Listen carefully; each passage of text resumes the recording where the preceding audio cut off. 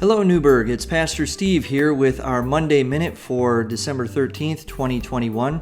We've got a couple of announcements that we want to share with you before we get to our devotion for today. First of all, we're still continuing to collect our winter clothing for kids for the Detroit schools in partnership with Cass.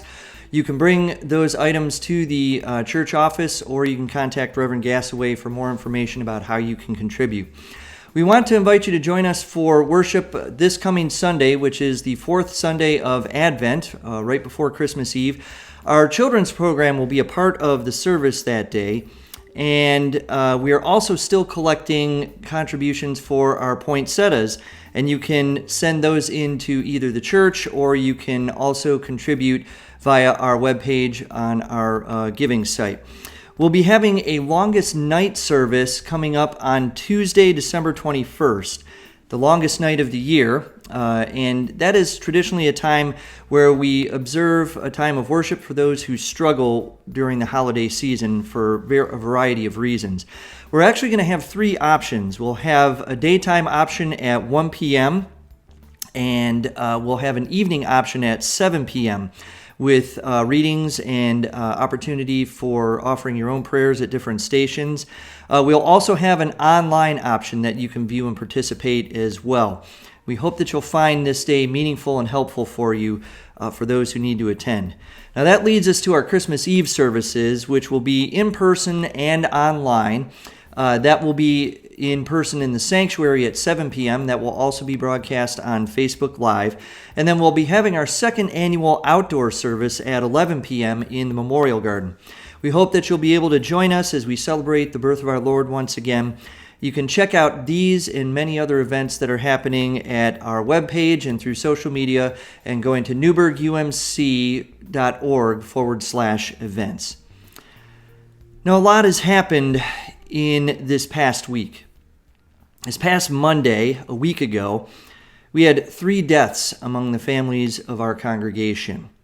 We have many of our students in lockdown at school because of another threat of violence. Tornadoes devastated large swaths of the midsection of our nation, with Kentucky getting the worst of it, along with a funeral for former Senator and presidential candidate Bob Dole.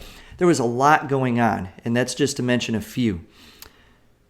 In our finite humanness, many of our staff felt unequipped, I think is probably the right word, or maybe unprepared for such a time like that.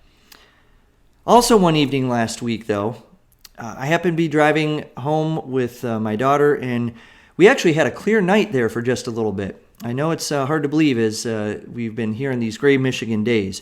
But on that clear night, I noticed something a little unusual in the sky, which then triggered in my memory that, oh yeah, that's the comet. The comet Leonard, as a matter of fact. If you've not seen it, there are still opportunities for you to look at that, although, as I was just reading, last night was supposed to be the closest that it was to Earth and the brightest that it was going to be. But there's still going to be a few opportunities this month to see it. This comet now won't be seen again, until astronomers estimate another 70,000 years. It's truly a once-in-a-lifetime event, a once-in-humanity event almost. As I looked at that, I couldn't help but think of the words of the hymn of Star of Wonder, Star of Light, Star with Royal Beauty Bright. Now, of course, it's not a star, but the ancients didn't know the difference necessarily. But they took the appearance of one significant star as a special event. It was seen, interpreted, and then it was followed. And in our case, we are told it led them to the newborn Jesus. And the Magi saw then what they had come to see, following the star. They offered their gifts. Then they took the treacherous journey back home. This helped remind me of the finiteness that we experience in our inadequate and perhaps ill-equipped feelings, even though we were doing our best last week. That God will give us the strength when we need it, and will work through not just those who are on staff, but God will work through all of us. And through God's church, we will meet the needs that are in front of us. And lo and behold, we all did. We got through it. The most important thing was to be, as Scott Erickson says in our study book for this season, Honest Advent, to be seen. It's easy for us, as Erickson says, to think that God is coming in the flesh will be this most perfect event and would come without any risk of rejection and would be seen for all of the world. But as he says, that would be a big biblical nope.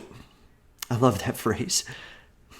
Jesus came and embodied love, and that wasn't without risk. What we see in the coming of Jesus is one whose ministry was centered on love. And to open oneself up to that love is to risk, as Erickson says, not being seen.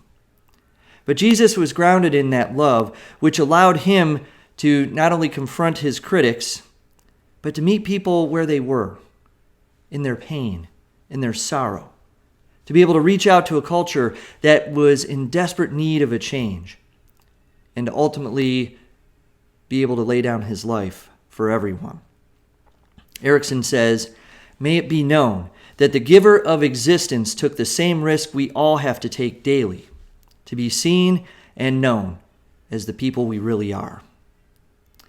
This week, people needed to be seen, and that's what we did. Just as the Magi saw what they thought was a star, they saw it.